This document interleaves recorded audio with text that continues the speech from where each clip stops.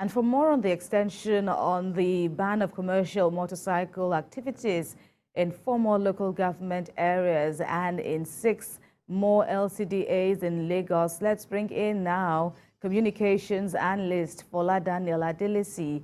He joins via Zoom. Good morning, good afternoon, I should say, and thanks a lot for joining us at this time. So what do you make of this, the fact that 4 more local governments, the extension, it's right now we have about 10 local government areas and about 20 LCDAs that will be affected as from September the 1st. Thank you for having me. I think that, like I said before, I think I had a discussion with you on this same issue.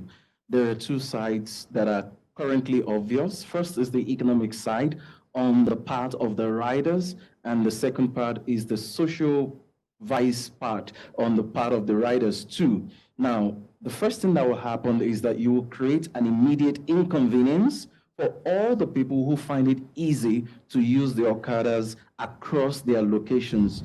Let's not be insensitive. While I totally understand what the government is trying to do, there's no viable alternative yet for those who are applying the Okadas.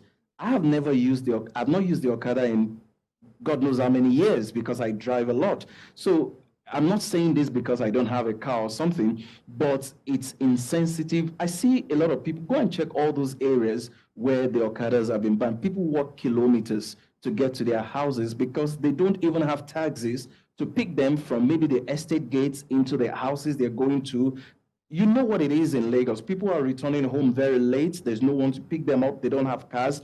So while we think we're reducing accidents and probably reducing insecurity, we are on the other side increasing the possibility of being kidnapped, because it's easier to be kidnapped when you're standing for long hours in lone places, in bus stops and all the likes. Are we going to ban cars? Cars are also getting involved in accidents on a daily basis. We're recording car accidents. Are we going to ban the cars as well? If the Okadas are involved in accidents from time to time and you want to reduce them, there are other measures. You can maintain laws on the capacity of the bikes to minimize or to reduce the speed limits and stuff like that. You can enforce helmets wearing by the riders, by the carriers, or by the people they are carrying. There's so many other ways. Now, the reason I'm looking at it from the economic perspective is that we're in an interesting season. The economy is biting hard. Imagine the number of people who are riding those Okadas. The moment you ban them, all of them instantly become jobless. And trust me, they are not going to leave Lagos. Most of them are from outside of Lagos, but they are not leaving anytime soon. What do you think they're likely to start doing if these number of people become jobless immediately? There are those who may have saved up some money to be able to do something else, but I can bet that more than half of them haven't saved up anything. They don't have anything to fall back on. So you can trust that we now fall back to the social vices that I mentioned earlier. Some people will resort to stealing. Cases of robbery is expected to increase, and it's a natural trend. All right. When you take away the source of income from people, they resort to other things. Right. Allow me to come in here now. So 2 things for me.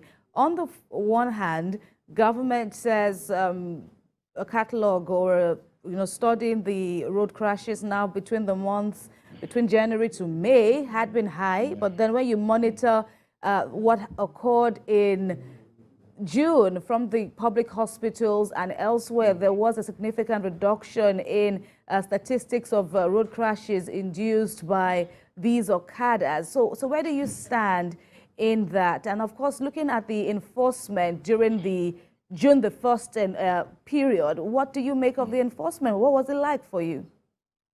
So the first question I will ask is that, have you seen road crashes reports from cars that have nothing to do with Okadas? The report on road crashes, we have more accidents from road crashes than Okadas. What do you have to say about that? There are more people who are getting into accident because of drunk driving. They are not on Okadas. They are not riding Okadas. And there are more accidents from road crashes not related to Okadas. So what are we going to do about that? Are we going to ban the cars as well? Now, I don't have any problem with trying to reduce the road crashes, but saying that the road crash is enough reason to ban Okadas across all the states is totally insensitive when there is no viable alternative for transportation. The people who can afford a car, the people who can afford a cab, the people who actually, it's easier, it's cheaper for a lot of people. The question is, what is the alternative for these people? If you have an alternative, then you have made it easier for the people who use the Okada.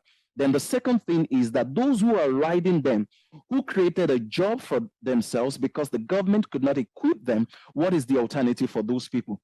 Look, when there are economic consequences, that's always more dangerous than whatever it is that you're trying to prevent. That's the point I'm trying to raise. So yes, we should do whatever it is to reduce the accidents, but what are the economic alternatives to make sure that these people don't resort to social vices? All right, Fola Daniel, we'll end on this point now. I wanted to take you up on the other issue of enforcement, but we indeed have run out of time. We hope to bring you up sooner than later to talk more about these issues here in Lagos and beyond. Many thanks, their communications analyst Fola Daniel Adelesi, who joined in virtually.